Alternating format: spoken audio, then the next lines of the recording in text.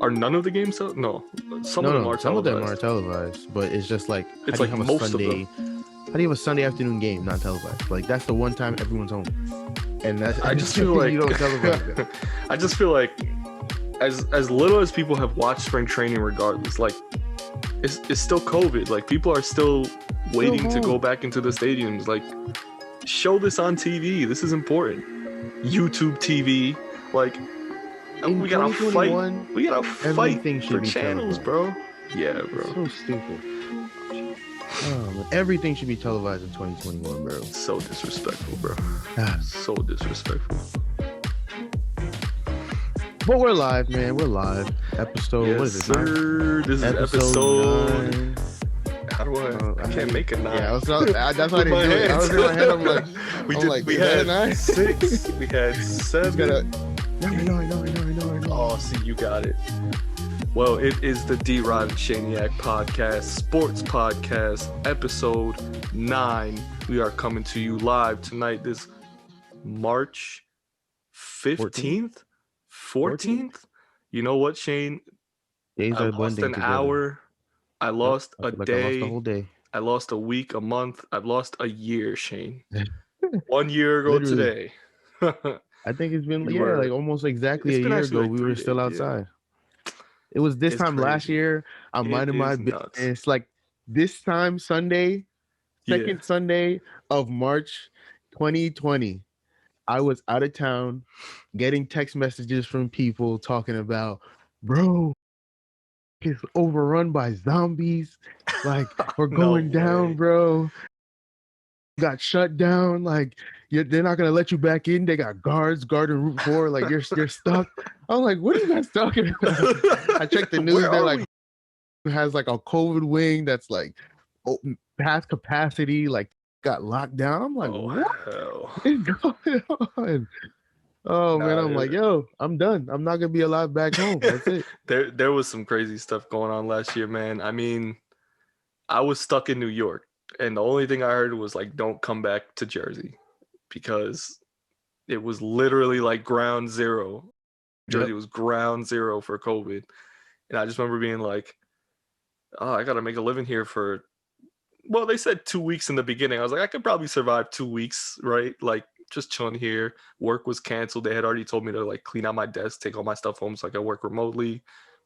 Bro, I was there for 2 weeks and they're still like, don't come back. Yeah. It's still not good. I was running out of groceries in New York. Like Whole Foods was decimated, bro. Like I didn't even know you were stuck. Sight. I was stuck, bro. Like I remember my sister had just come back home and they closed down like most of, like they locked it, and I was like, I went home. The one thing I know is nobody's gonna tell me not to go home. I drove right to my house, went right inside. Yeah, like, don't go home. It was a tough sight. Tough sight. Good times. That was a weird time, man. Well, listen. Bad. One of the better things about this year that, you know, last year we weren't afforded of was MLB spring training. We are coming back second week of March. Couple teams have played about maybe like 12, 13 games in now, a couple double headers. Early stages. We've seen a lot of different players come in. That's if, you know, you're actually able to watch the games, because most of them have been blacked out. MLB and a lot of TV networks still have not met the requirements for their deals, and they're still pushing for more media coverage. But you know, these games just ever since I think maybe 2-3 years ago, I've been seeing less games, just all like every network. I know Fox used to have games sometimes. ESPN usually has them, especially because, you know, middle of the summer, what else you're going to put on at that point anyway. But even like CW for the Mets, you know, local New York stations, Yes Network was always bumping with the Yankees content. Now you can barely find some of those channels, especially if you've got like some of the like lesser cable packages. If you don't even have cable, good luck watching any sports, because unless you got the crazy Hulu plan, who has live sports, you are You are not watching. Just have life sports. It's a lifestyle. Is that commercial with Damon? Oh man, we shouldn't be talking about that, bro. They're not paying us, man. We should. No free promos on this, man. No free promos on this show. But like we've been saying, MLB spring training. We're in the early stages still. There's a couple teams that have been looking pretty good. The Yankees specifically, I think, are leading their Grapefruit League. Again, not too meaningful. The Yankees are usually doing pretty well in spring training regardless. And listen, it's still early. We have yet to see like the real workings of what this team is going to look like. They're still trying to figure out their fifth starter. Davey pitched not too bad these last couple of outings. Has Monty come out and started? I think he's come out and started a couple games. Monty is the 4. Okay. So Monty's the 4. The 5 is between Davey and Domingo Germán. Oh yeah. And Domingo Germán is out there pitching like he is trying to win a Cy Young this year. That guy is a man on a mission. Good for him. He needs that. He needs some positive press, like had a real rough. I mean, he didn't play last year, but end of 2019, he was like in a real bad his spot. Girlfriend in public. Like, who does that? And the worst part about it was that he was like undefeated. I think, right? He had a win loss like 9-0, like 8-1. No, he was like 8. No. 2019, he was like 18-7. Like, he was unreal. No, but his ERA was like 4. His ERA was like over 4. But he always kept us in the game. Half. He had a first his half first of that half. season. He was like 12 and like 3 in the first half of that season. He was untouchable. I just remember that first half of the season. We were like, oh my god, Domingo Germán, he could be like the next Sevy. He could be fighting for Sevy on the ace spot. There was a lot of talk about Domingo Germán. And then his scandal happens. 2019, he's shut down for the rest of the season. There were talks about him not even coming back to the Yankees. He sat out all of 2020. He said he was going to retire. Yeah. There was a lot going on. Yeah, it was a lot going on, man. It was a lot. Well, I'm happy for Domingo. I know between him and Davey, Davey's had some good outings. I think he got shelled in his first outing in spring training. I don't remember, but I wouldn't be surprised. I'm pretty sure that made some pretty like bad headlines. What I do know is that, besides the Yankees, pitching, at least their hitting has been unreal so far. They've had a couple of the newer guys that are still finding their stride. I know Dietrich isn't. He was doing very well, and then he just fell off a cliff. But I still want him. What happened. He started today. I know that.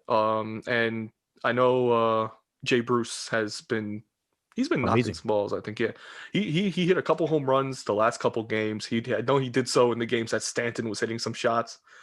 But he hasn't been too bad. He's been playing outfield, right field combo, first base. Yeah, first base. Yeah. Yeah. Okay. Yeah. So listen, he could be another backup option. I think we've mentioned that before too. Is that the fight for that last spot is going to be between Bruce, Wade, and Dietrich. Towards the end Wade is on the team. Wade is on the team. I know he hasn't showed out yet this spring. Oh, Wade is horrible. Yeah. So I think that's going to be a real bummer. You can't leave him off the team. He's the fastest guy in like the whole organization, low key. That's true. Plays middle infield. He's the best shortstop defender we have in like the entire system. Well, the upper levels, like we don't know who's down in double A and single A. I mean, single A and low A, whatever. But triple A and the majors, it's Tyler Wade. Yeah, I mean, Shane, tell me about Esteban Florial. Where has he been? He had a work visa issue. He just came. He just got to spring training like 2 days ago.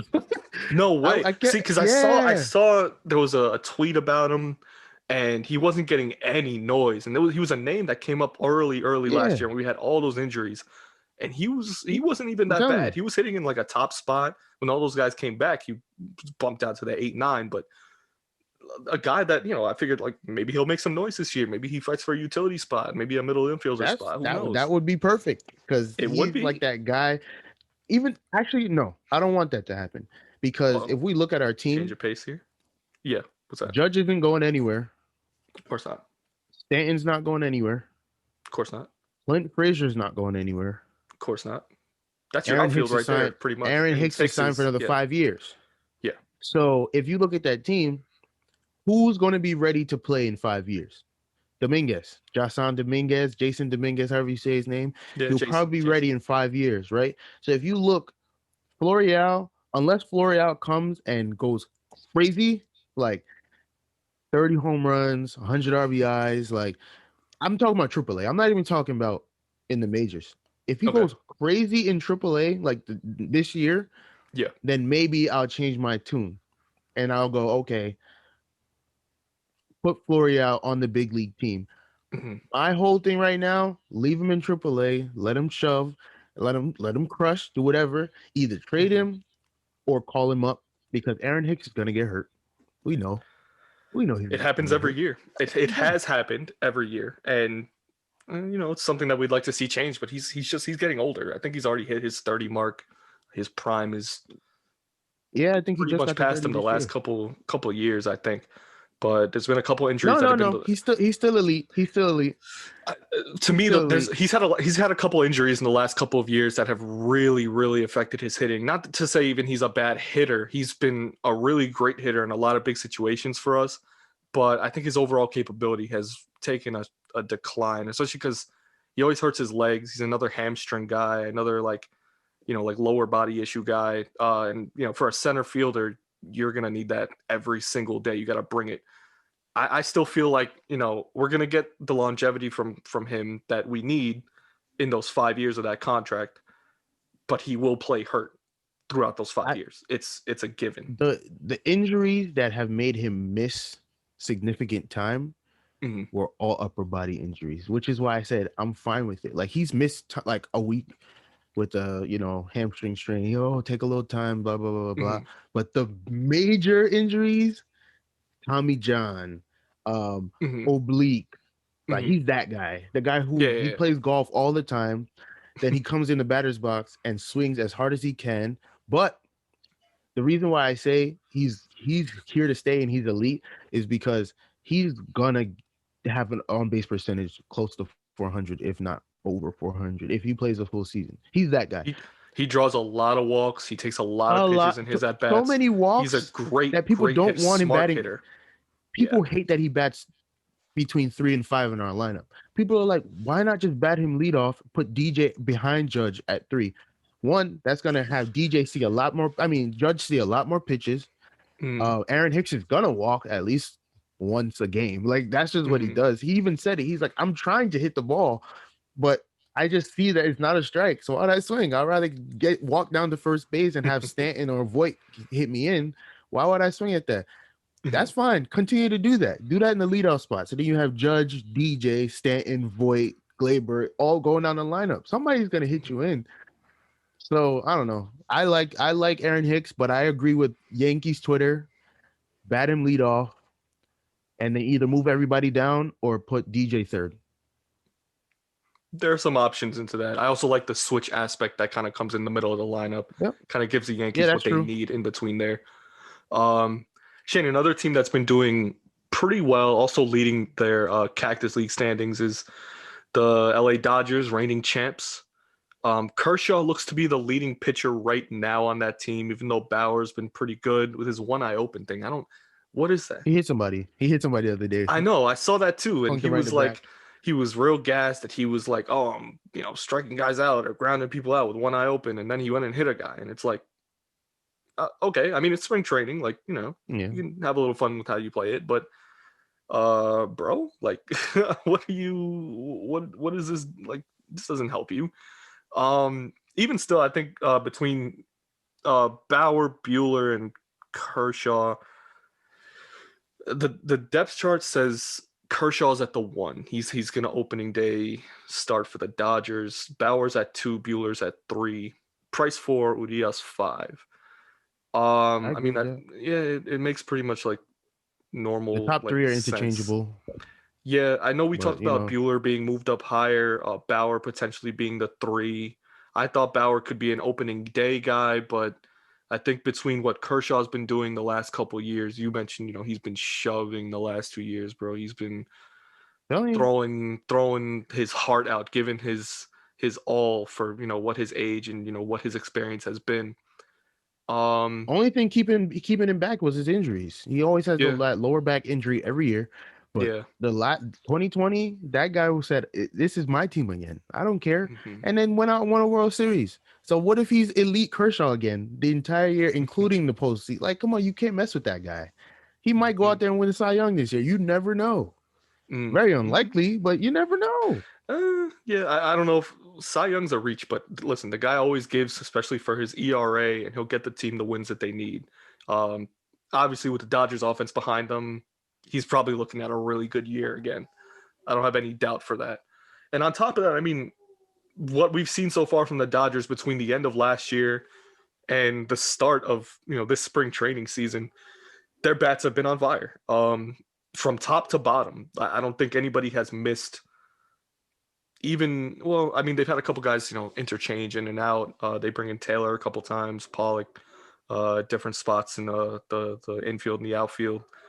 I just there's a lot to handle. They have a lot of depth. Everyone on that team can hit, and like I said before, top to bottom, 1 to 9. Despite the pitcher, actually, DH is still not there. 1 to 8. That team still looks like the menace that they were last year. They have almost every aspect filled. And while their division looks tough for the regular season, the Padres are going to stand in their way a little bit, I think.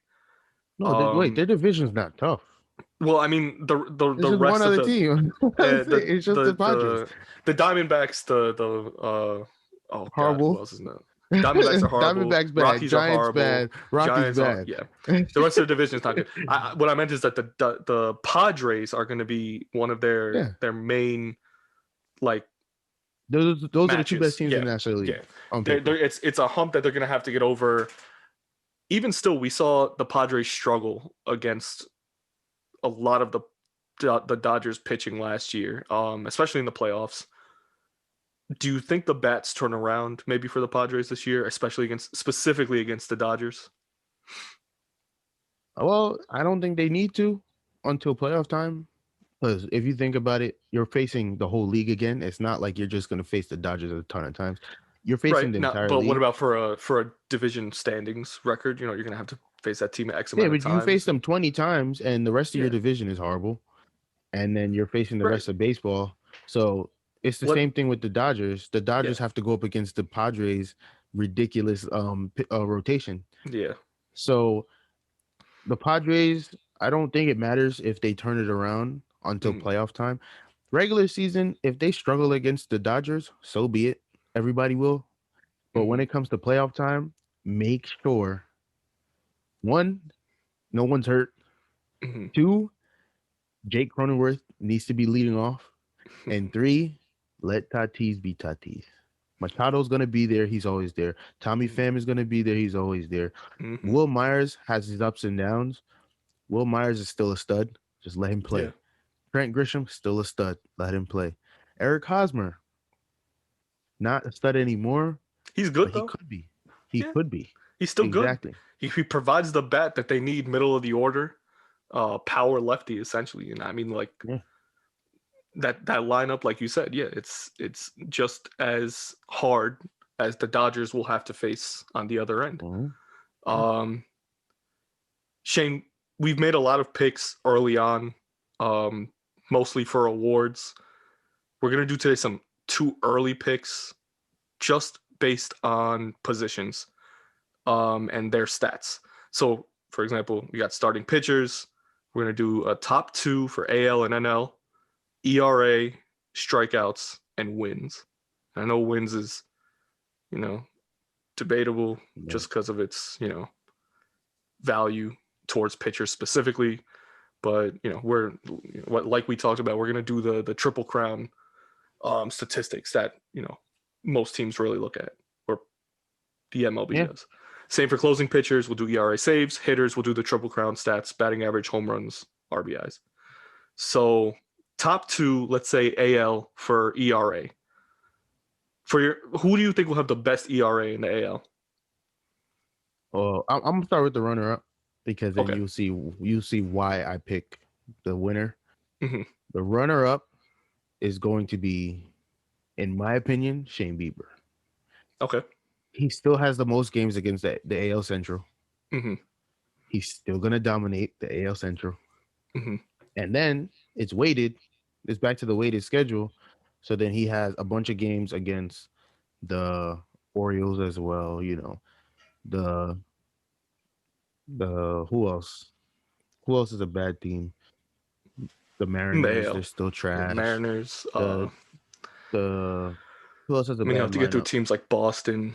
Boston has a good offense when they want. Well, actually, no. Everybody got traded. Yeah, they all left within the last couple of weeks. It's really just Bogarts, and Verdugo, Martinez. and Martinez has been struggling the last. Well, yeah. Big news. I don't know how we forgot about this. MLB is allowing the iPads to come back in the dugout. Oh, and before does Alex Cora get his job back then? He already had his job. He doesn't. Well, I mean, with the Red Sox as the head coach, no. But yeah, no, that is big news actually, Shane. But because that's what JD Martinez said it, because he's a DH. Yeah. He said literally, that's all I was able to do. Well, that's why I was a good hitter, because after my at bat, I was able to go on the iPad and look at it right away. He's like, you take that away, all I do on the bench is sit there and watch the game. He's like, I can't make corrections if I don't know what I did wrong. Yeah. So that's the thing that he's that they're bringing back. So maybe JD Martinez gets back to form. So their lineup is still going to be decent enough. But like I said, Orioles, Mariners, I don't know, A's, I guess. Texas, but the A's are still going to be A's. The every Rangers, team at the bottom of the AL standings, usually from last season. Yeah, Detroit. A lot of those same teams with not good offenses. He's going to have to get through that. That's a good pick, actually. You said Bieber, right? Yeah, for runner-up, that's a good pick. He won the Triple Crown last year for pitching. So, he had a 1.6 ERA. He went 8-1 in 77 innings. That was 4 more than the second best. That was Cole. But even still, I mean, like, he really, really proved himself last year in Cleveland on a team that I didn't even think was going to meet its expectations from years past, which is like what they were going for from, like 2017, 2018. They got rid of some older, but like some of their more necessary pitchers in that starting lineup. But Bieber, I think, came through and really, really proved himself as the ace for that team. But go ahead. Yeah, who's my runner-up? I'm going to take Hyunjin Ryu in Toronto. He's going to have to go up against the AL East. But listen, what he did to NL bats in the last 2 years before he was in Toronto, he tore him up. And, going against the NL West, even at that time, 2017, 2018, Padres weren't what they really were yet. Still, the rest of that division was pretty bad. He didn't have a bad year last year. He finished 4 in the AL standings for ERA. Getting through the Yankees is obviously the biggest part because he can't pitch against them, really. They really do pretty well against him. But again, the AL East this year, maybe the Rays have an offense that could really put them to the test. Don't think Boston has it. Don't think the Orioles have it. Again, those AL teams at the bottom of the line, at the bottom of the standings, Texas, Detroit, Seattle. I was actually going to mention the Angels before, but they have some bats. They're going to be another team that I think is going to be giving some AL West pitching some trouble. That's one of the reasons why I won't pick an AL West pitcher for, I don't think, any of these spots, just as a big disclaimer. But Hyunjin Ryu, I think, is going to have a good year this year, especially ERA-wise. He has good stuff, really maintains the game well, throws a decent amount of innings. I think he's not one of the harder throwers, one of the more throwers with longevity, but still a decent pitcher for, a runner-up, I think, for ERA-wise. Who's your number one ERA winner for AL teams? Hyunjin Ryu. Oh.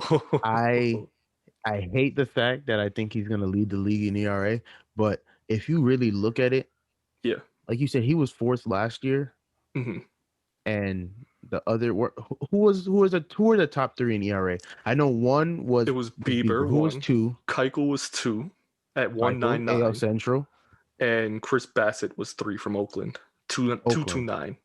So if you think about it like this, Yeah. Chris Bassett's not repeating that. Absolutely not. Dallas Keuchel is definitely not repeating that. I can tell you that with a surety. He's not repeating that. Yeah. There's no shot. There's no AL Central. There's no AL Central breeze going through this season. There's no shot. You got to go to 162. You got to go the full 162. Those days, he did that in 2015 when he was throwing junk 89 mile an hour fastball. Like he did that in 2015. Yeah, that's fine. He's not doing that in 2021. There's no shot. So Ryu is automatically. I'm just gonna put him second in that off of last year. Yeah. And if you look at it like this, he went up against the AL East last year. Only AL East and NL East, two of the hardest divisions, and still was the fourth best in ERA. Shane Bieber only went up against the worst teams in baseball. So you already got to add a whole run to what his ERA is going to be this year. So I'm guessing that Bieber is going to have like a 2.6, 2.8 ERA, which is still elite. Yeah, it's still great. He was going to be like 2.3. That guy does not give up runs. Especially because a lot of the AL has not seen him.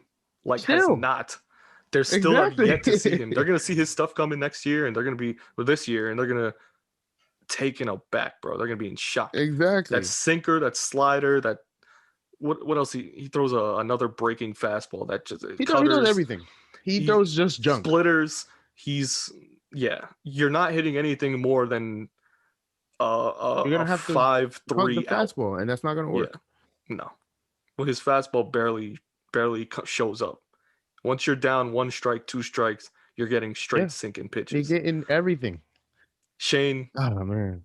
My number one. Going back to our first episode, I told you he's going to be our AL Cy Young. I know you're definitely going to say it's a no. It's going to be Garrett Cole at number 1. I hope it is. No, because it's the Yankees bias. Of course, we hope it is. Oh, man. I'm saying it is. And it's a good choice, too.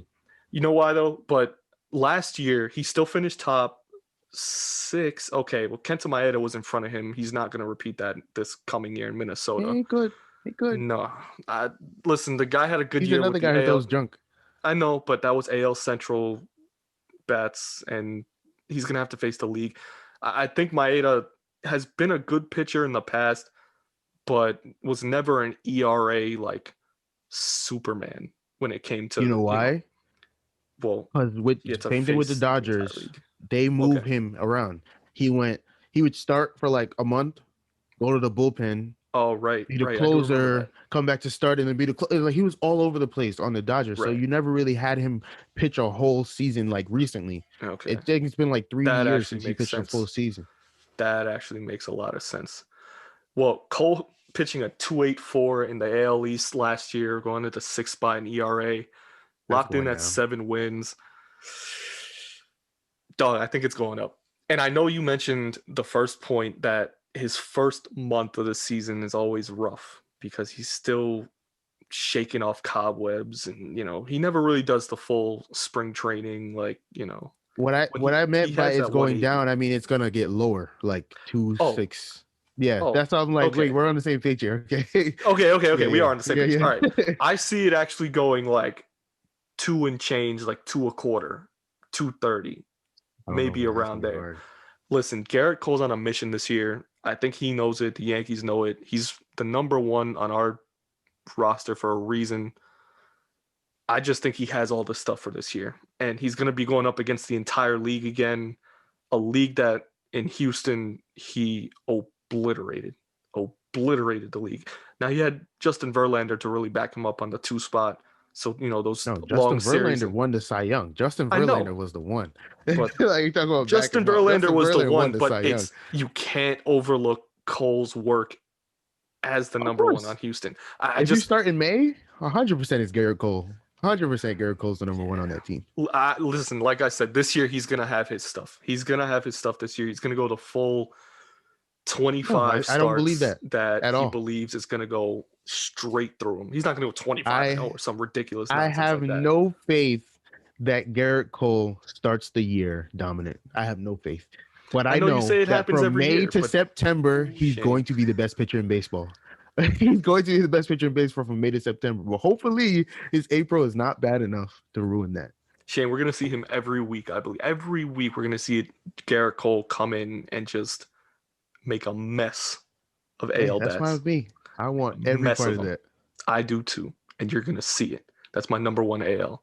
Let's go to the NL, ERA. Who do you like? My runner-up? Yeah, my runner-up will probably be Kershaw, to be honest with you. Yeah, I mean, we talked about him pushing last year. It's not a bad. He's a man on a mission this year. Yeah. I mean, he's looking to repeat. He's probably leading the Dodgers again. I like him as the backup. I was actually going to go Bauer as my backup. So Dodgers pitchers as the backup. I don't think Bauer repeats the 173 from last year. Oh, there's no shot. No, it's impossible, especially going the full 162. I think from last year, he would have had a low ERA last year. It just would not have affected him in the same way that, winning the Cy Young in the NL on the Reds. This is on the Dodgers now. The competition when you're a World Series champ is always at 110% because everyone wants your best shot. And if you're a new guy and you were an ace and you're pitching on a World Series champ, I like Bauer as my runner-up there. I think, again, like you said, Kershaw's going to have a great year. I don't know if he finishes below Bauer. I like Bauer's stuff a little more. He pitched a little longer than him. I think he took a... Did Kershaw take he took a break in the middle of last year? Or am I thinking 2019? Probably 2019. Yeah. Okay. Well, regardless, I feel like he has the longevity and he's probably going to be the 2 spot fighting with Buehler, obviously, for, 2-3 or whatever. But that's my runner up. Same Dodgers pitchers that we, are seeing in the league. I'm going to guess your number 1 for NL ERA is the same as mine. He hails from Queens, New York. He is a man by the name of Grom. Jacob the GOAT. You know how upset I am that I talked way too much smack to Mets fans in 2018, 2019 that he was going to get traded to the Yankees. I talked way too much smack. Steve Cohen threatened him. He said, keep talking. And he'll wake up one day, the ground's going to be on the Yankees. Like, I'll take it. I'll take it. He did threaten the Mets fans with that, which I thought was pretty funny because, I mean, that's like everybody in Queens would be rioting. Oh, man. Citi Field would be underneath the Long Island Sound, bro. Like, it would turn into like the 8th wonder of the world. What could have been? They should have just let A-Rod and J-Lo buy it out, bro. You remember last year? This is completely off topic, but you remember last year when the monoliths were just showing up randomly in like funny thing. You don't remember that? When the they were monoliths? Just like they were like the ones in the metal Arizona poles. It was in Utah, Arizona, like in deserts, in valleys. They had one in Europe pop up. I do remember that. Good God. And then they would just disappear and people were like, aliens, and then they just stopped happening. And it's like, what was that? Why is nobody talking about that? What was that? It's what they don't want you to know, Shane. They don't want you to know about that kind of stuff. Man, we missed a whole lot in 2020. So much happened. So much. Oh man. So much. That's crazy how you made me think of that again. I don't understand where that came from. Oh man. Good stuff. Back to this though, yeah. Shane, it's DeGrom at number 1 ERA for the NL. Strikeouts. AL strikeouts. Just my runner up. Okay, yeah. Do that. Give me the runner up for the AL. Yeah. Actually, my dark horse for NL ERA is Scherzer. If he's healthy the whole year, Scherzer could do it. But you said he's AL never or NL? Healthy. NL. Okay, he's on the Nationals. Strikeouts. Yeah, I think the NL East is going to have a lot to say this year, especially offensively. The Mets are looking different. The Braves are still dominant. Miami could have a dangerous team still. I like Scherzer. Obviously, Scherzer's a great pitcher, holds his own, usually has a really good ERA regardless, but that's a good pick for dark horse. I wouldn't even like pass on that. That's pretty good. Now, AL runner-up in strikeouts, I'm going to go, I don't want to, but if you look at the AL pitchers, there's not really any really good ones. Like, there's like 5 really good AL starters, and everybody else is just sort of middle of the road. Yeah, there's a huge difference from last year's not even a good tell. Yeah, it's just a big drop off. Yeah, I'm gonna go Bieber as my runner up in strikeouts. Funny, I thought you said Kluber, and I was like, oh no, that's a dark horse. Kluber's a dark horse for ERA, but he's not gonna strike people out like that. No, those days of elite strikeouts are out. He's not doing that anymore. But he holds his own. So you like Bieber as the runner up for strikeouts? Yeah, runner up. Shane, I'll agree with that. Really, I don't see anyone else in the AL as the runner-up. At least maybe Glass. AL has no pitchers. Anybody in the AL West? Lance Lynn was pretty high. He was top 5 last year, but I don't think he'll repeat that coming again. He could, but it's not going to be enough. He's on the White Sox. Oh, he could, but he's not going to be number 1. Nah. Then right after that, it's like 30 strikeouts the next drop off. Yeah. That's last year. If we look at 2019 regular season, who led in strikeouts? 326 Garrett Cole. That makes sense. Yeah. Then Verlander at 300. God, Houston, what kind of? Well, that's why people thought they were cheating. Garrett Cole wasn't striking people out before he got there, and all of a sudden he got that sticky stuff and started striking people out. Yeah, for a backup, I like that. Bieber's probably a good backup or a runner-up for strikeouts. What about your number 1? Because I'm gonna go Cole again. Oh, it's not even up for debate. If I'm gonna take him for Cy Young and ERA, he's gonna have to do some nasty talking with his strikeouts to really, but he will steal that. And yeah, of course. I mean, he led in 2019. He was top 3 2020. He was top, 3 again, 2018. The guys, he was 2 in 2018 because Sale was 3. But there's no doubting, I think, to me that, the Yankees are going to have another great season, but Cole will be leading the charge in the AL. Oh yeah, pitching wise. My only thing with Garrett Cole is that I think once again he's going to come out in April, lobbing the ball to the plate. 94 mile an hour, 95 mile an hour fastball. Mm-hmm. And he's not going to strike anybody out in April. Mm-hmm. But once May comes around and the weather starts to warm up a little bit and he can loosen out, he can stretch out his arm fully and he can start firing it up at 98, 97, sometimes 99, 100. Then the strikeouts will come. That's just what he does. So it's not DeGrom where DeGrom walks out first day of spring training throwing 102. Like he's not doing that. 102 and batters just don't see the ball. No, they don't see the ball. Doing that. But from May to the end of September, he will probably have 300 strikeouts. Oh, yeah. He'll go 300 plus, I think, with the 162. He'll go 300 plus. Yeah, that's just what he does. So I'm fine with it. He has to be the league leader because, like we said, who else is there? There's only like 3 or 4 strikeout pitchers in the AL, and it's him, Bieber, and that's really it. Everybody else just falls off a cliff. God, anyone, divine beings, whoever's listening, save that man from any negative physical incapability. I don't care if he has a scratch that he can't reach on his back. Don't let it happen. This is not the year to let it happen. No, not at all. We have to win the World Series this year. It's been too long. I'm over it already. Shane, I keep saying it every year. We sound like Cowboys fans, bro. It's getting bad. This is our year.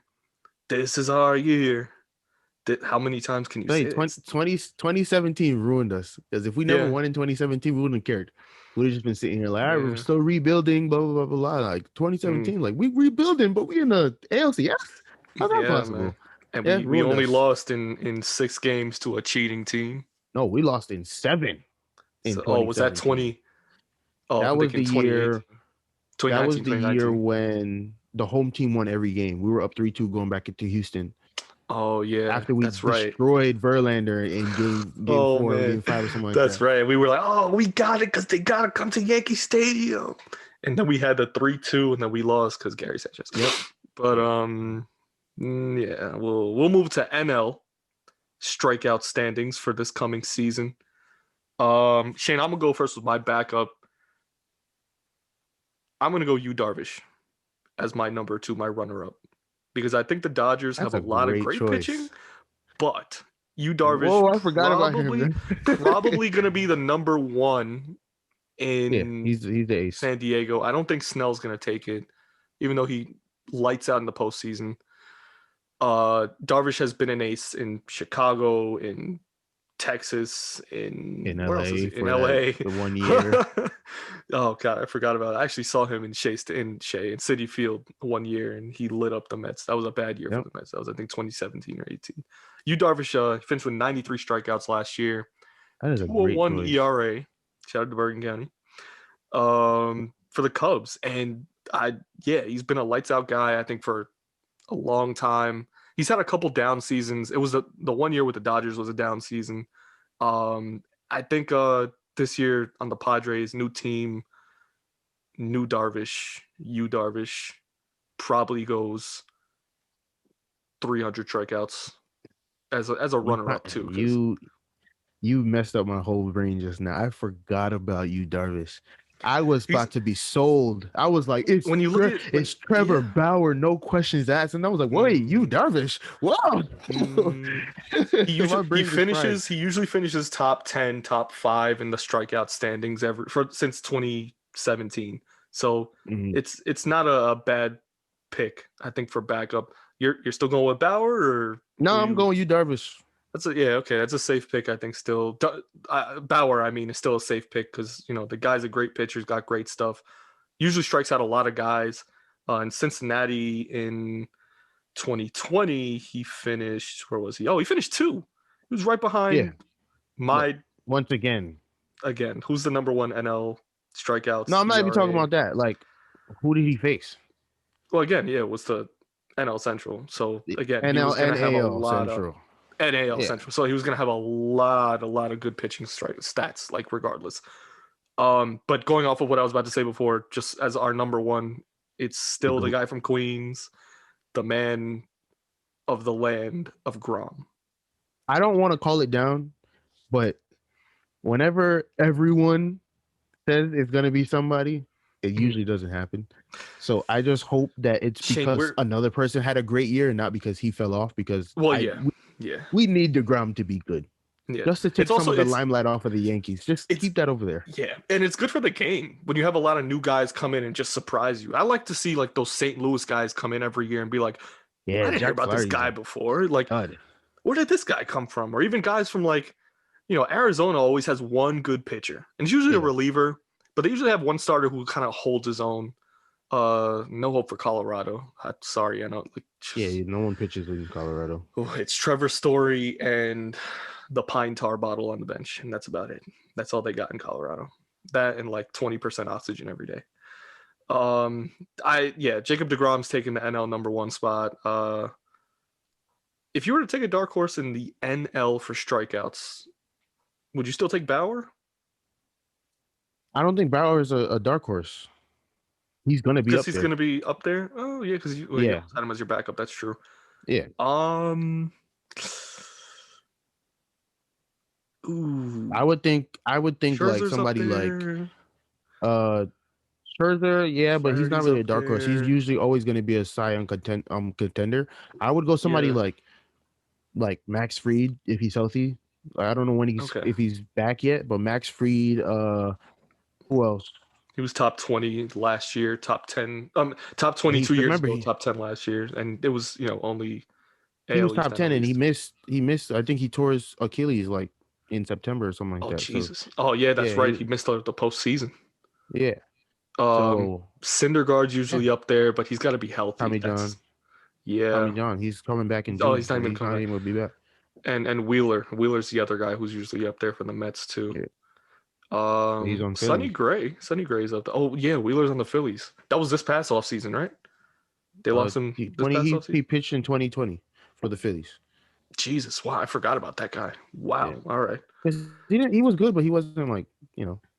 He wasn't like a head turner.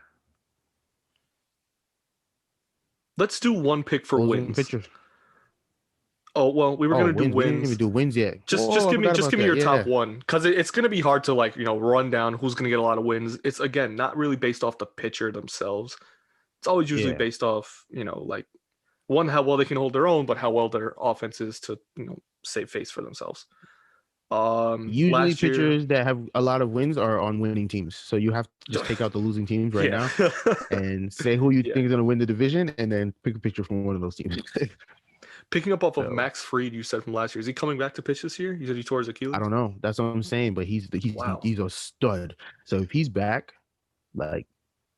you never know. Yeah, Achilles is not a joke, but it doesn't really take that long. I'm gonna go AL wins leader. I mean, is it hard? Is it hard? I've said him the last 2 times. Say it with your chest too. Maybe I'll switch it up. Psych. It's Cole. Garrett Cole. It's Cole. I already said it before. He's gonna have his 25 starts. He's gonna get 20. Oh, this year be 25 starts. Yeah, it's a full season. He's like 32. He's gonna go 18 wins. 18 wins. If he's only getting 25 starts, he's not getting 18 wins. It's almost 18 impossible. Wins. 18 wins, 3 losses. Oh, you're out of your mind. That's not happening. 4 no decisions. They're gonna come on days where the Yankees. Man. They're gonna come on days where the Yankees are really, really gonna have that slow offensive. 18-3. You're wilding. 18. I don't want to hear that. 18-3. There's no shot. There's no 18-3, Shane. I mean, he went 7-3 That was last year. The year before, 2019. Gosh. He'll probably lose 4 starts in April. He went 20-5 in 2019, and in 2018, there's literally no shot he goes 18-3. 18-3, Shane. 25 starts. Yeah, yo, if that happens, I'll sign me up. If that happens, I want every piece. Give me. Listen, I already told you he's my Cy Young pick. He's going for the ERA. I mean, in this case, he'll take the Triple Crown. No, because he's my number one. There has to be something to take the Triple Crown. This is Garrett Cole year. I've been saying it since episode 1. He's my pick for Cy Young. I'm going all the way, Garrett Cole. Do it. I agree that Garrett Cole will be the wins leader this year. But I don't think he's going to go 18-3. I feel like if he gets 25 starts, because they might do 6-man rotation for a little bit of the year. They'll do an opener every now and then, yeah. Yeah, like if he gets 25 starts, I think he'll go 16-5 but like those 5 losses aren't going to be like I gave up 10 runs. They're going to be like no. Those heartbreakers. 8 innings. You lose one heartbreaker to Boston for some odd reason. Yeah. You lose 1 to the Rays because, Brosseau hits a double in the 8th. No. It'll be G-Man Choi. It's always G-Man Choi with Garrett Cole. It's always G-Man Choi ties the game. Brosseau comes in as a pinch hitter and takes the lead on an RBI double. And then they pull Cole and they're like, That's the only way. I think 16-5 will get him everything. I mean, that's a pretty nominal average. Because it's only 25 starts. Yeah. If it's 30 starts, I will go 20-5. Max he loses this year in a regular Garrett Cole with the Yankees bats behind him. The max he will ever lose is 5 games, unless he just falls off a cliff. So I'm gonna go worst case scenario, and that's in a 32 start season, 20-5, 7 no decisions. In 25 games, 16, maybe 17-5. Okay, I mean, yeah. That's those are good picks for Cole. That's still the best pitcher in the league. Yeah, it's still gonna be his Triple Crown season according to my stats either way, but Yeah, like those aren't bad picks. 18-3 is just I can't even wrap my head around that. You're gonna be shocked, Shane. You're gonna be shocked. Don't even talk about it, because if it happens, I want to be surprised.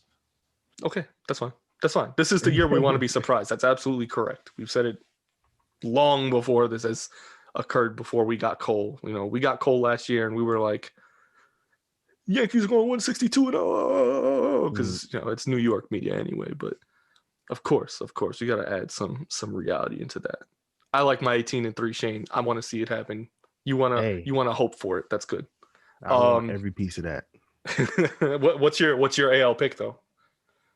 AL for wins? No, Garrett Cole. Yeah. Okay. And now it's Jacob deGrom, because now he actually has the offense behind him. So it's not like before where he's going to go 8 innings, 2 runs, and lose. Like, he's going to probably win a lot of those games. Oh, man. That offense behind him now is going to be actually like not going to losing 2-1 games 3 nights in a row. That might hurt him with ERA because he's not going to try as hard. Well, yeah. I think that'll hurt his innings pitched maybe, because they'll realize like, we're winning 8-3. I don't think we got to keep our ace in this game anymore. Regardless, DeGrom's probably, I mean, by those stats, is that a Jacob deGrom triple crown? Yeah, that's what we picked. He's our number 1 guy in ERA and strikeouts, and he's the best pitcher in baseball. It's not even close. Crazy. That's crazy. We live 4.5 miles from the greatest city on earth, and we are an unbiased New York sports talk show. That's what we ended up being just now. Let's take a different route. Let's go to the relievers. I think things get a little different. Specifically for them, we only look at really ERA and saves, specifically for closers. But any reliever can really get a close nowadays. Games are never really decided by like the 8th, 9th inning anymore. Usually got a setup guy, unless he doesn't ruin it. I mean, there's also not too many names that, again, between the end of last year and this year, you can really differentiate between AL and NL picks. Specifically, I think like on the saves end never ends up really being too big of a margin unless Chapman has like a monster year, like goes crazy. Kelly Jansen's done it a couple times, regular season wise, but doesn't. What's consistent between those two pitchers, I think, is that they don't hold in the postseason. There's always 1 or 2 games that they just flat out. With Chapman, it's literally just 1 game, but it's always the deciding game. It's the Kelly Jansen's just not trusted anymore. They just don't trust him. He loses it just middle of the series. Does he? Like game 2, game 3, Dodgers are usually like, oh, it's a lot tonight, guys, and he blows it. He did it against Washington 2 years ago. He did it in the one game he blew this year. Yeah. In the World Series. Was that his fault? I mean, you look at everything that happened in that play, absolutely not. But not his fault. It still he would have shut it down. He should have shut it down. He should have. It was a single to the right field. Who was scoring on that? The guy was around third, but the ball was in his hand. He was about to get cooked, and then error. He's just standing there looking at the ball, getting thrown around the field. He was so confused. Yeah, He's like, "What just happened?" That was I mean, everybody who watched that play knows. My only takeaway from that was the John Boy breakdown, because that was the only way it could like really set into my mind. Was Brett Phillips looking like a World Series hero. Brett Phillips. He was like, I don't even know what happened. He's like gasping for air in the post game interview. Bro, come on. All right. Let's go. ERA. One closer for each. Just one. Yeah. Because there's again not too many names here. ERA for AL, closing pitcher. I'm gonna go for ERA. I'm gonna go any reliever, but then for saves you have to go closer. So ERA, AL. I want to say Zach Britton, but I don't know if he'll have enough games to qualify because he's hurt with the elbow thing right now. But Zach Britton is unstoppable. He just does not give up runs. He just doesn't. So, but that could be biased Yankee talk. But he's just a stud. Who's touching Zach Britton? Nobody really. And I mean, because the last 3 years. I mean, Chapman's not going to be up too long, which is what we found out. No, it's like about 2 or 3 games, yeah. 3 games. So he'll probably still be the setup guy for Chapman, probably be sharing kind of that closing role with him. Usually a lights out guy regardless. I like his spot as ERA leader for AL. He's usually not even like too... there's not too much that's up for debate with the guy, is what I'm pretty much trying to say. Last year, I mean, Chapman was above him. Nick Anderson was above him. He just didn't have the opportunities last year. I think, with the 60-game season, it probably wasn't much. With a full 162, probably gets more appearances. Definitely gets more appearances. That sinker is untouchable. So it's like a 95-mile-an-hour curveball. Who's gonna touch him, bro? Who's gonna touch him right after you get that? You could start off on a 1-0, but just know that the sinker is coming. Like on the next pitch, you could have an advantage. 1-0, 2-0.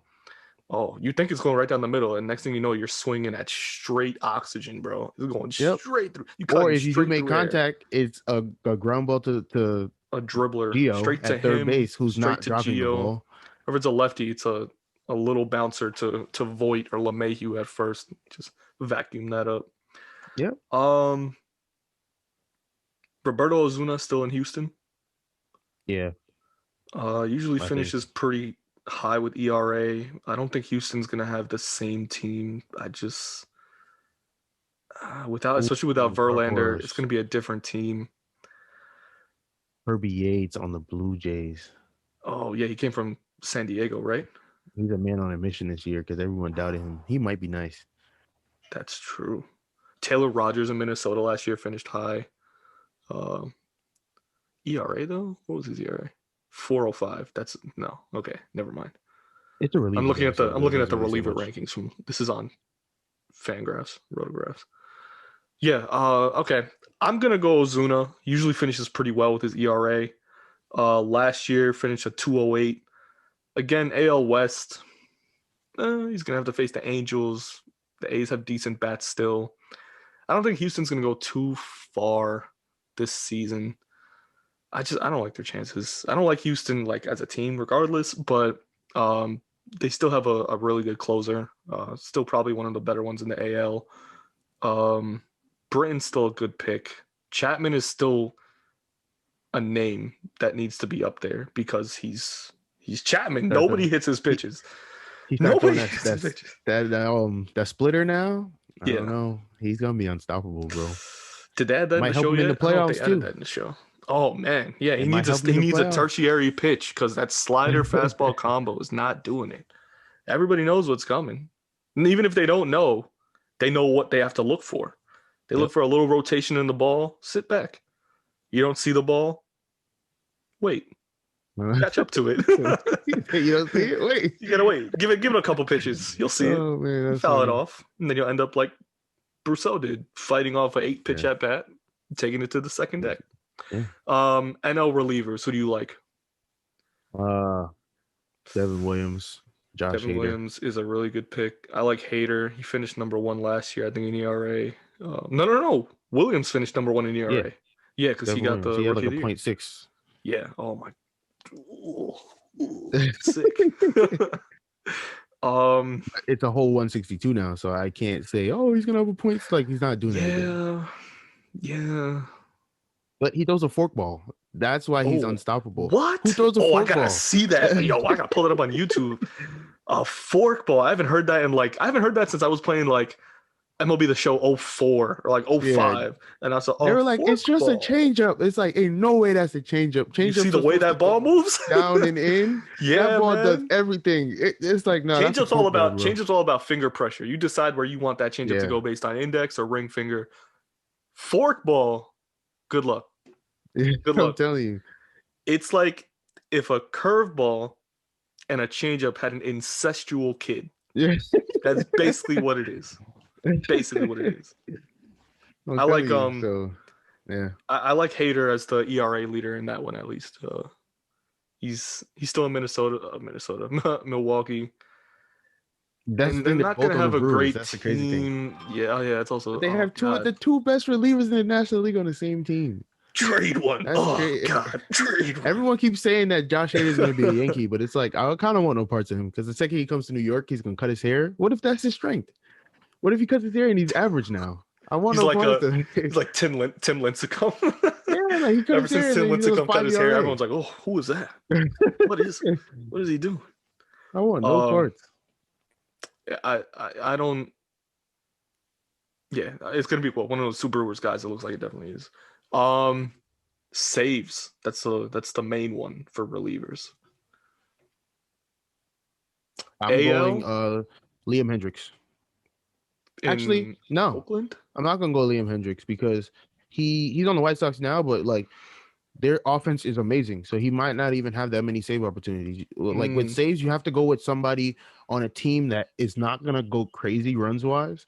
But they're gonna be good. If they do go crazy, they're gonna give up, they're gonna give up a lot of runs as well. Yeah. So like Nick Anderson. Yeah. On the Rays. He's a good pick. Who else? Hansel Robles. I was about to say if he's the closer this year, I will pick him. Like because who's he fighting with? What spot is he fighting with? Is it they didn't pick up Hand? Did they? No, they didn't pick up Hand. Hand is on the Nationals. Oh yeah. Red teams, Jesus. Who is it? The guy that just got, I think either Keona Kella or Jose Leclerc. So either one or both of those guys just went to the Angels. So if Hansel Robles is still the closer, for you. Yeah.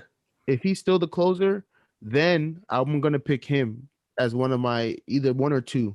Him and Nick Anderson are gonna be top two but the Rays, there's no closer. Mm-hmm. It's like I'm gonna bring my best reliever in when I need him. Yeah, and looking at Anderson's performance from the postseason last year was pretty dismal. I don't know how that really translates into the next season. Obviously he's gonna get new looks. It's a new team still. I don't know if Anderson's gonna be my pick for AL. I was actually gonna pick Chapman as my saves leader, and I know he's gonna miss the first couple games, and I know he's gonna be working with Britton. Yeah, I know it's not gonna be enough. I think the Yankees are gonna have, a lot of those games where they still go 4-3, 2-1, 6-5, 6-4. Those late games where they forget to push the offense button and one of their starters had given up 3 and then a reliever gives up a little blooper that turns into a 4. They need the closer in 2 runs. You bring in one of those guys, either, Britton devastatingly pitching wise, throwing absolute junk, or Chapman who's just gassing the last few batters while they're exhausted.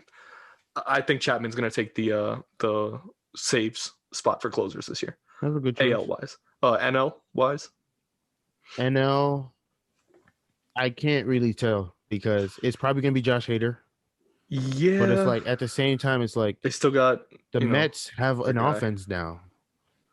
So and Edwin Diaz or Betances. Edwin Diaz, Betances could fight for that. I doubt it, to be honest. He could be a setup guy, you think? He's been pretty bad. So he didn't have a great season, yeah. If Seth Lugo goes back to the bullpen, Seth Lugo is going to be the closer. I'll choose him. But if he stays in the rotation, Hand and I'm sorry, go ahead. Washington has to win enough games. Last season wasn't a good one. The year before, obviously, we know what happened. But they're going to full 162 again. They still have decent pitching. Their bats are going to be there, especially led by Soto. Man, I wish that team didn't lose Rendon because really they'd be in the conversation every single year. Or Harper. Oh, God. Imagine the I feel like they had to. Do you think they had to lose Harper to get to where they were now? Or I don't think so. I feel like he was kind of collateral because it was we have Soto, so we don't need Harper. It's what? Yeah, you didn't need him, but it would have been good to have a top 15 player in baseball on your team. I don't care if you have Soto.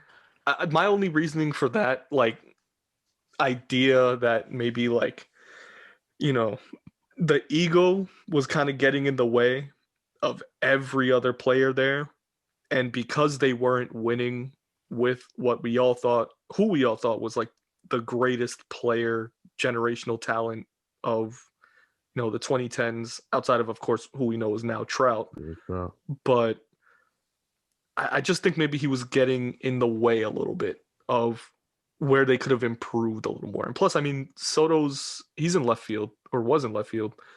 He was going to be the right fielder, I think, coming up before they realized they could move him to left. And maybe that was in the way. Maybe he was. No, I feel like the issue is, like, they kind of blamed him for. I know they do, losses. and yeah, and it's like you can't blame him. He doesn't pitch.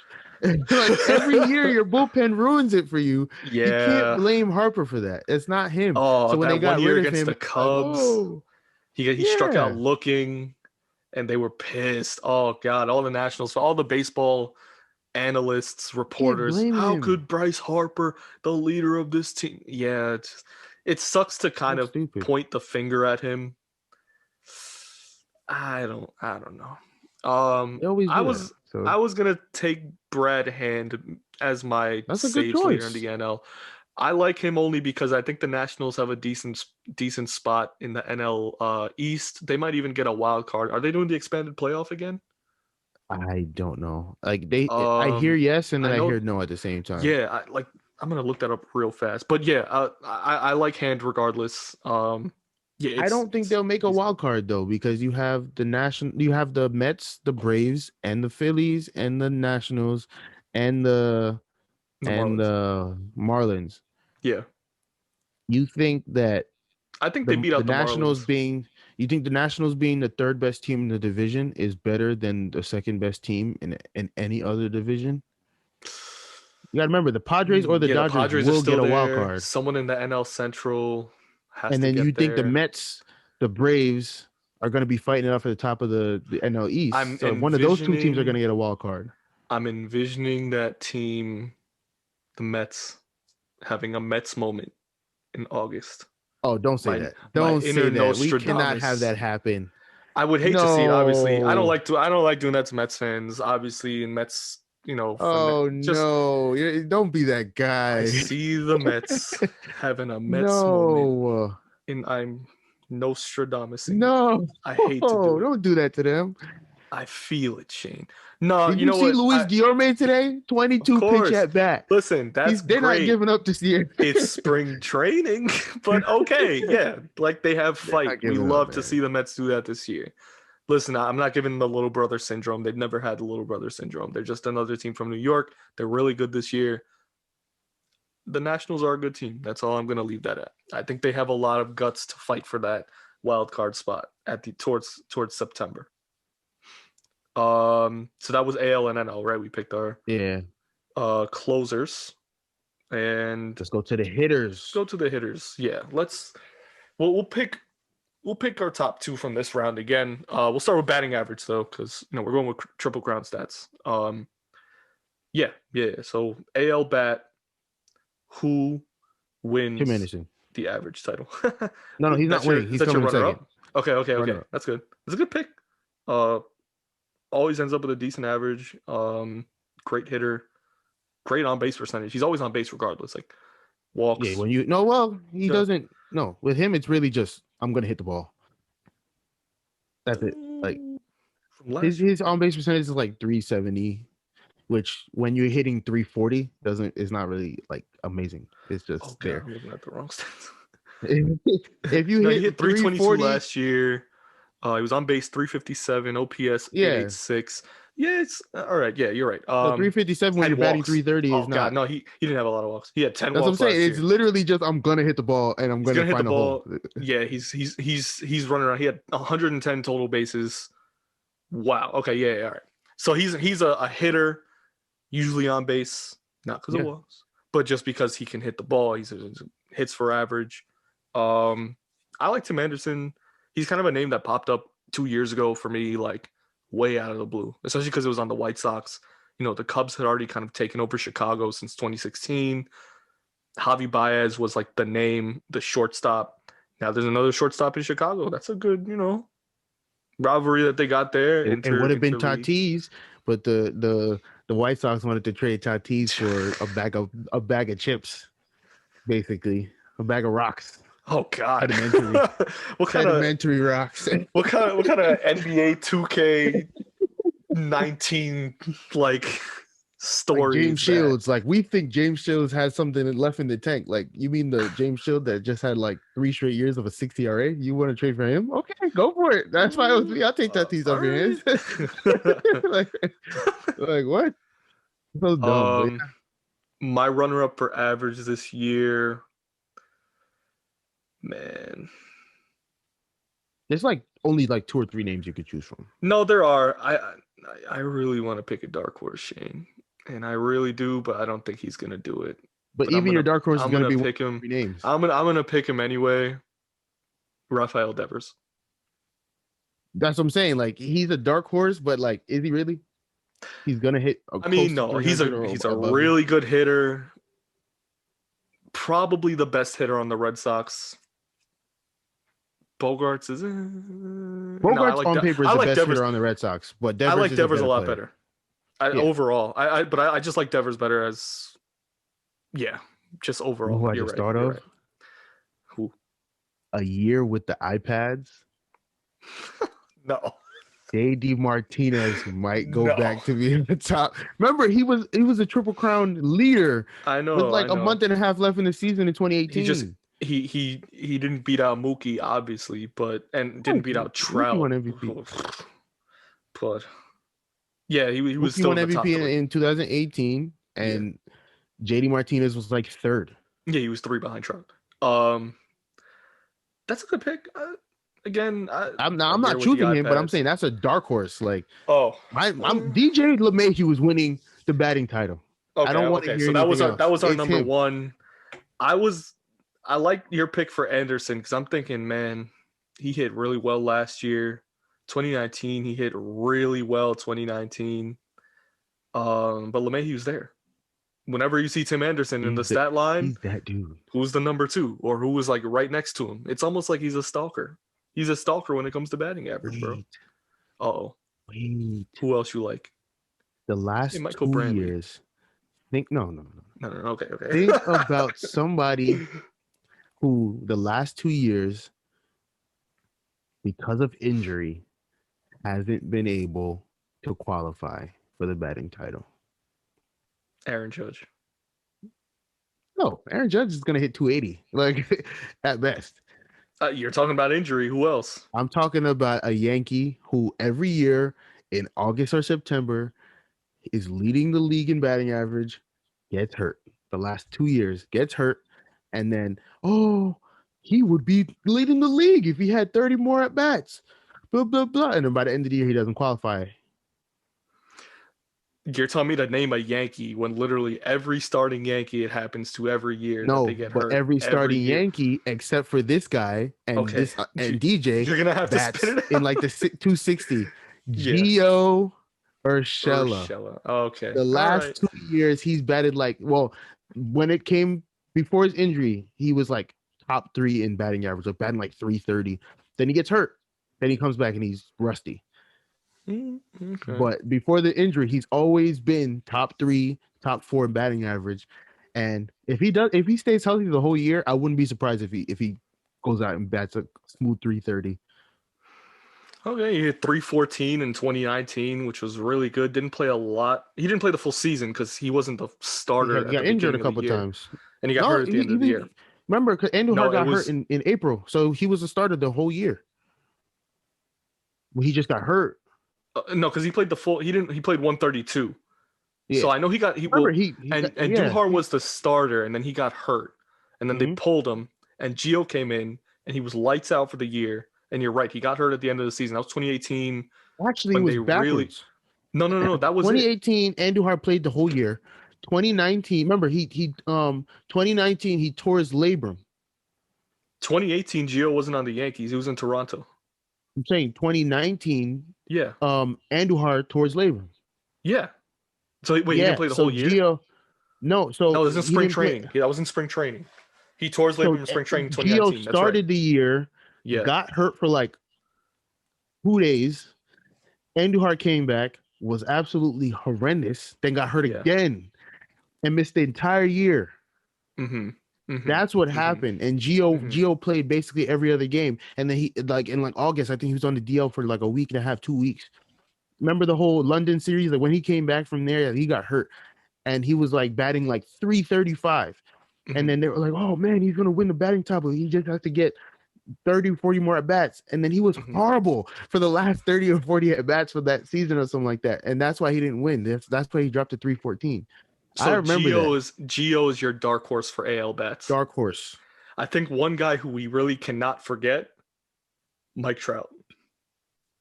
Nah, he's not gonna do it. Those days are over. Are they 330? Those days are over. He's gonna hit 305, 310. The only reason why, all right, look, last year he had his sub 300 year. Actually, the last couple of years he hit sub 300, and I know like his career average is still above. So, you know, there's still all that, like he's making the run. He's still like generationally all around best hitter in baseball. But full 162 in 2019, he finished top 15, which isn't saying much, really. Wait, did I say 2018 or 19? 19, I'm sorry. Yeah, 2019, he finished, 16. I'm sorry, not 15, which isn't saying much. 2020, where was he 2020? My boy, wow, those days are over. I'm still scrolling.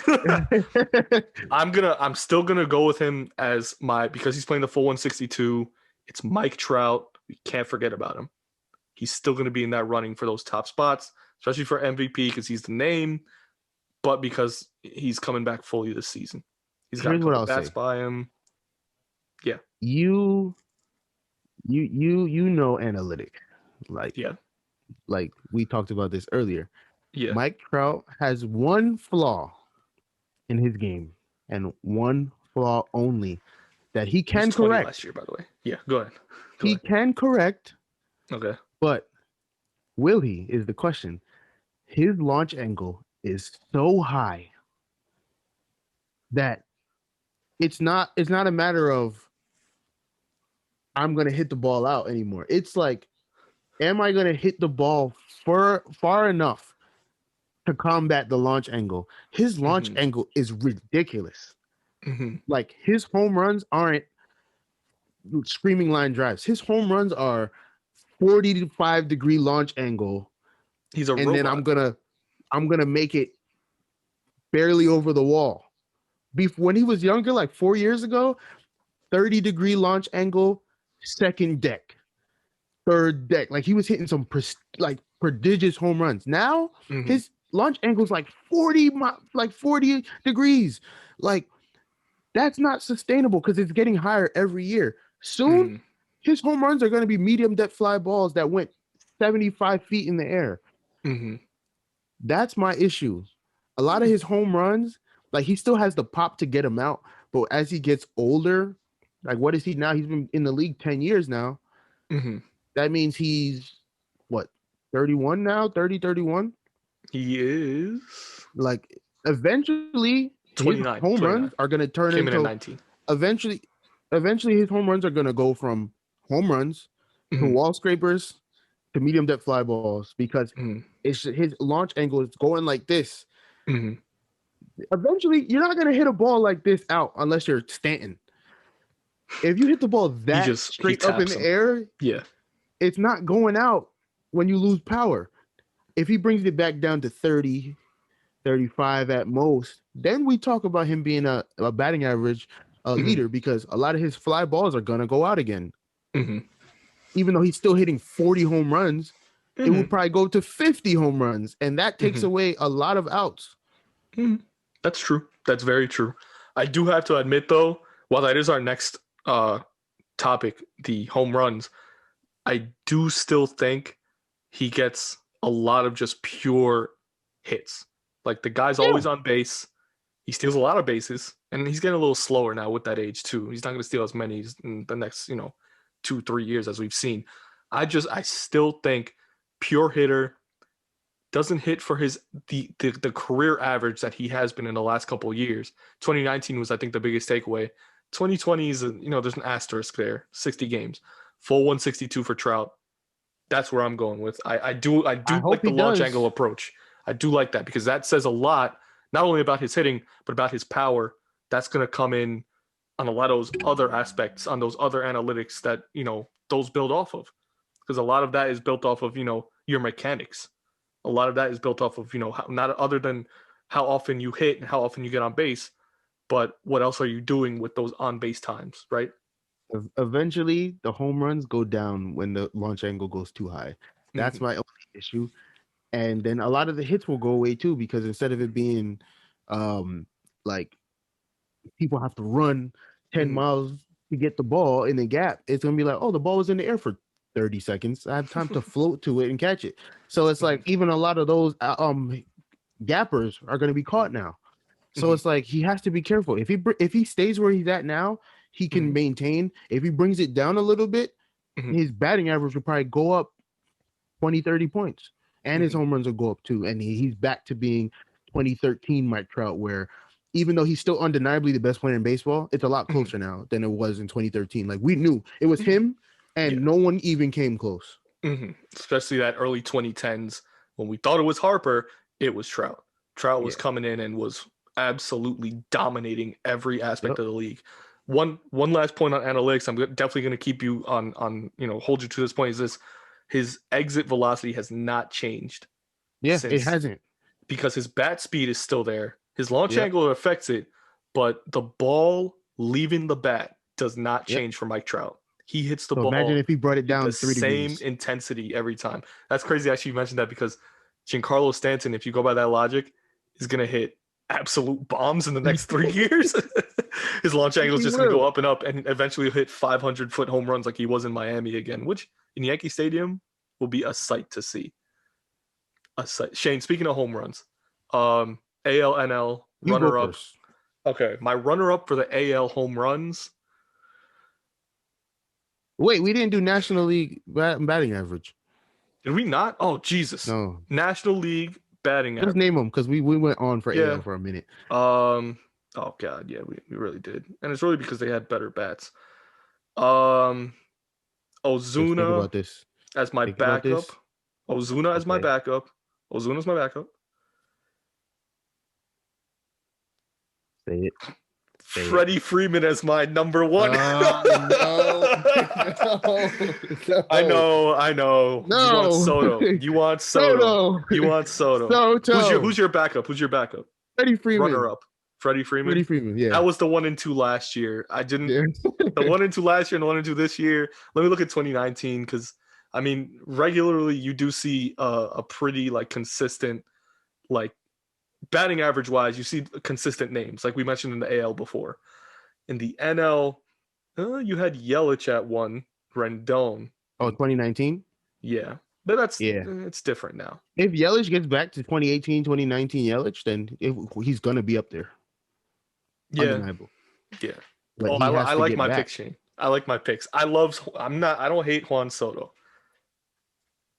He's my dark horse, Shane. He's my dark horse. Over him.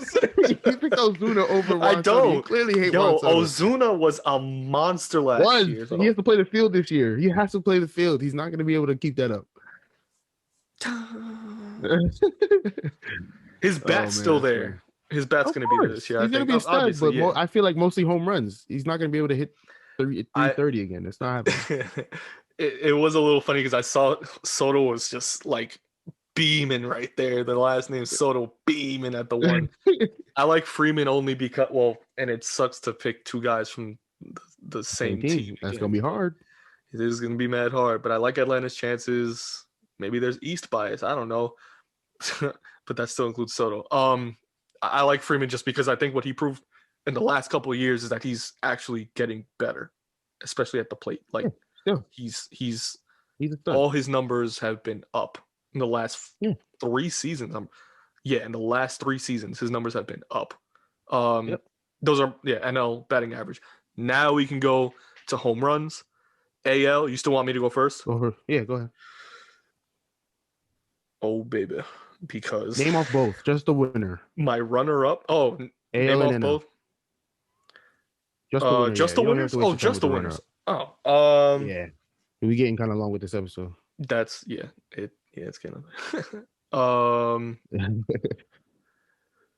Oh boy, I'm gonna go NL first. You're gonna love this, Fernando Tatis. That's not a bad choice. If he plays a full 162, you never know. Yeah, I don't think he's gonna win the home run title, but he's gonna go crazy. He's on the cover. And my AL, Aaron Judge, baby. What else am I thinking? What else am I thinking?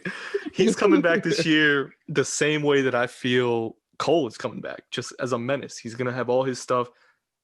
He will not have an itch on his back. That's all I'm saying. No negative interferences at all.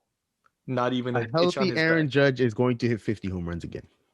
Healthy. Oh God! Because he had 9 in 23 games in 60. In the 60-game season, he had 9 home runs in 23 games, and he would have kept that home run streak going if he didn't get hurt. So he probably would have had 28 home runs in 60 games. And then in 2019, he had 28 home runs in like 80-something games or 90-something games. 2018, he had 27 home runs in 100 games. In 2017, his rookie year, he had 52 home runs in 130-something games. So think about it like that. A healthy Aaron Judge, if he plays 140, will hit 50 home runs again. If you're sitting in left field on the second deck, bring a glove. No. Judge's chambers are in right. He's going to be hitting that right center field wall. He's been pulling. He's going to go Oppo at least 20 times. They're going to have to move Oppo 20. Chambers. He's going to pull 30. Have 2 chambers. 2. Cement. He's going to have Judge's chambers, and then the whole courthouse is going to be all of the left field side. Maybe left field. It's just going to be the whole courthouse. I would, yeah. Who are your picks? Me, my NL home run leader. Yeah. Because you picked Judge. NL home run leader, I picked Judge. Yeah. But I also would pick Voit because Judge could easily get hurt and miss half the season. Voit, there's a realistic aspect to that. He hits bombs. So he always starts off opening day with a bomb. NL, like last year, the year before, bombs. Yeah. Stanton does. Like everybody does. Yeah. But National League, I'm gonna go. I want to say Pete Alonso because he's gonna be on his revenge tour. Absolutely. But if not him, I'm gonna go Bellinger because Bellinger can't have another bad year. He's gonna go crazy. I think if we move to our next and final aspect of this for the Triple Crown stats for hitters, he would be my RBI pick. Mm-hmm. And it's no like disrespect to Mookie at that either because Mookie phenomenal across the board. He's not an RBI guy. I think it's just his spot in the lineup. He hits too early. He bats leadoff, yeah. That's leadoff. He's not going to be an RBI guy. Belly's going to get most of those because he's hitting 3, 4, 5. Yeah, he's there.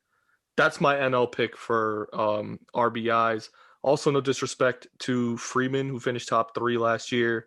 Rendon, oh no, that's AL. Whoa. He finished number 1 in the National League 2019. That's why I was looking at that. 19. But yeah, for AL, I'm gonna make my AL pick, and I'll make a dark horse because I forgot about him. AL pick is going to be for RBIs. I mean, this guy's been an RBI guy for 2 years. I'm not picking Jose Abreu, even though he's up there. You never know. They got a stacked lineup this year. I know. I'm not going to pick him. He could be a dark horse.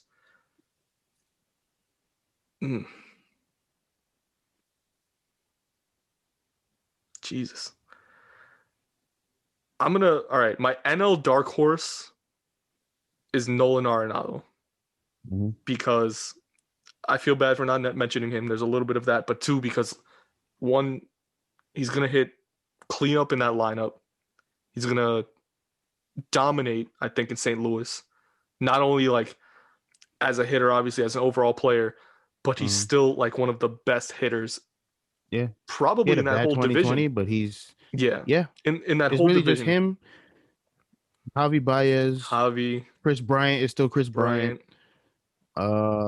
Rizzo's everybody else kind of fell for playing. Paul Goldschmidt. It's usually a Cubs guy. Stud.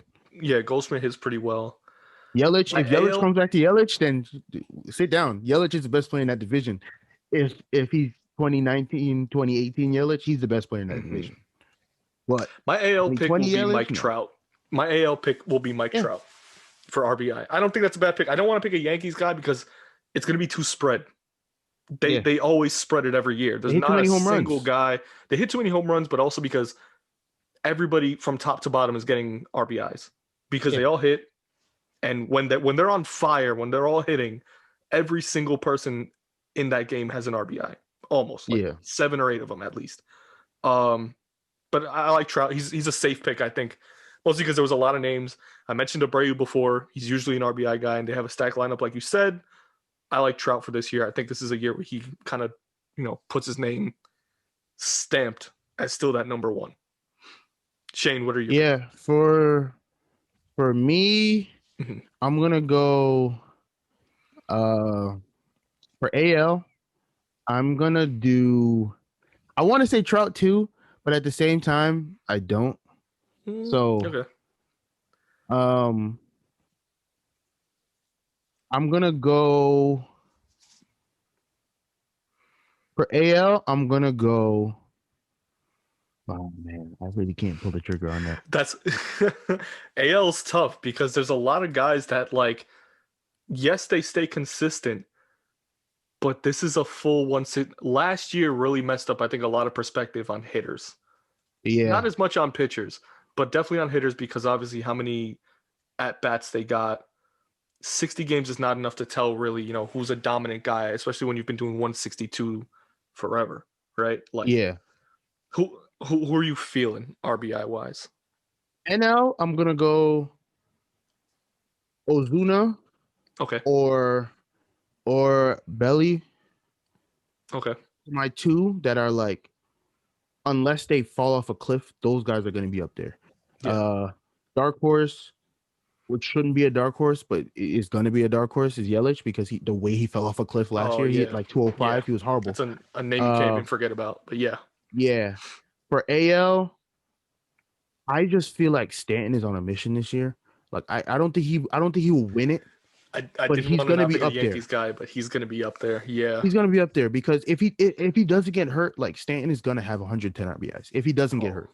Absolutely. 2018, he had a pretty down year for Stanton standards, and still hit 38 and 100 on one leg. Not even counting the injuries. Yeah, when he was playing, he was absolutely dominant at the plate. Exactly. Absolutely dominant. He was hitting the 4 spot, and everybody who was on base before him was scoring. That was literally the mission 2018. That's it.